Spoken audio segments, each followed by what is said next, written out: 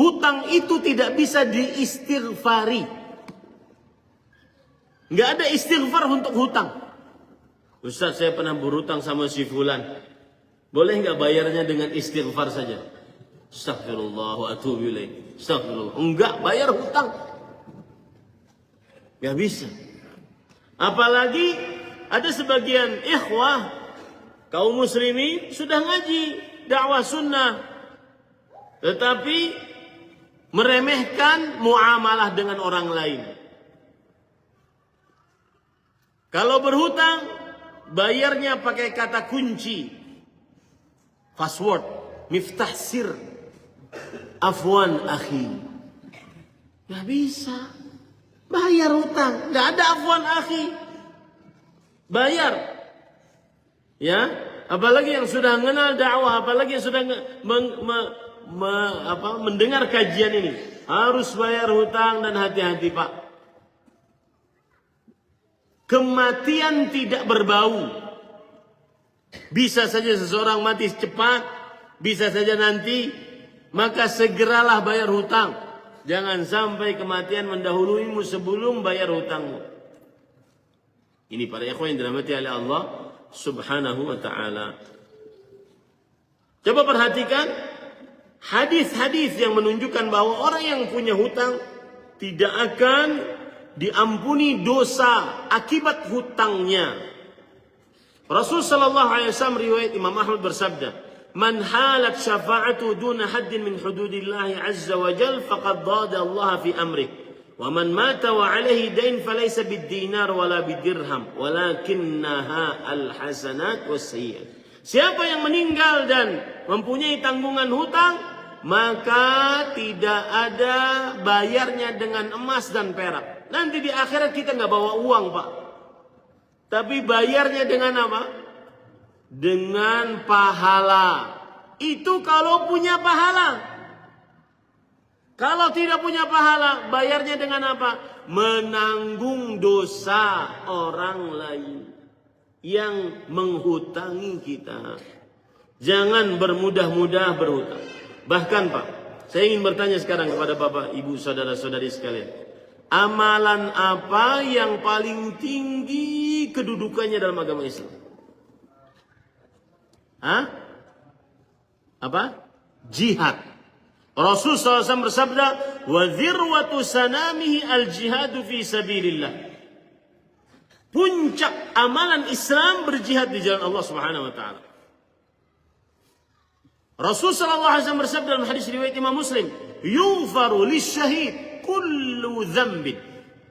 Orang yang mati syahid diampuni seluruh dosanya, illa dain, kecuali hutang. Kecuali hutang tidak akan diampuni dosanya oleh Allah SWT. Makanya berdasarkan hadis ini para ulama mempunyai kaedah, huququllah mabniyatun 'alal musamahah wa huququl adamiyyin mabniyatun 'alal musyahah. Hak Allah dibangun di atas ampunan dan pemaafan dari Allah. Kita ini kalau kurang taat kepada Allah, melanggar larangan yang dilarang oleh Allah, kita bertobat, Allah mengampuni. Dan itu pasti, Allah Maha Pengampun. Tapi kalau hak antar sesama manusia dibangun di atas saling menagih di hari kiamat. Kamu bayar hutang. Nanti di hari kiamat begitu. Kamu belum bayar hutang. Ayo bayar sini. Mana pahalamu? Transfer pahalanya. Enggak punya pahala katanya. Nih, ambil dosa saya. Sampai selesai urusan. Benar-benar selesai urusan. Maka ini para ikhwan yang dirahmati oleh Allah Subhanahu wa taala, semestinya seseorang harus takut tentang ancaman hutang ini, bahwa orang yang berhutang tidak diampuni dosanya akibat hutangnya. Coba perhatikan lagi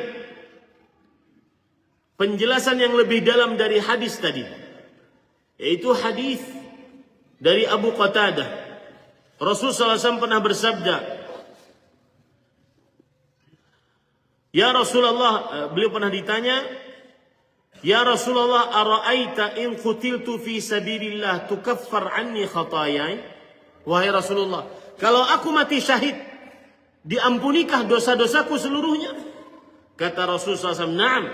In qutilta fi sabilillah wa anta sabirun muhtasibun muqbilun ghairu mudbir. Iya, engkau akan diampuni dosa-dosamu jika engkau mati di jalan Allah saat berperang.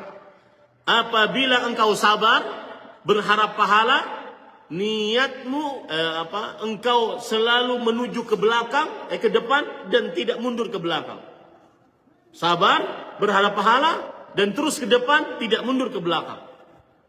Kemudian setelah itu Rasulullah SAW mengulangi sabdanya. Kata beliau, na'am, engkau akan diampuni dosa-dosamu jika engkau mati di jalan Allah dalam keadaan sabar, berharap pahala, selalu ke depan, tidak mundur ke belakang, illa dain fa innahu Jibril alaihi salam qala lidzalik. Kecuali hutangmu tidak akan diampuni. Karena Jibril barusan memberitahu aku. Ya, berat. Orang yang mati syahid, amalan paling tinggi dalam agama Islam, tidak diampuni dosanya akibat hutang.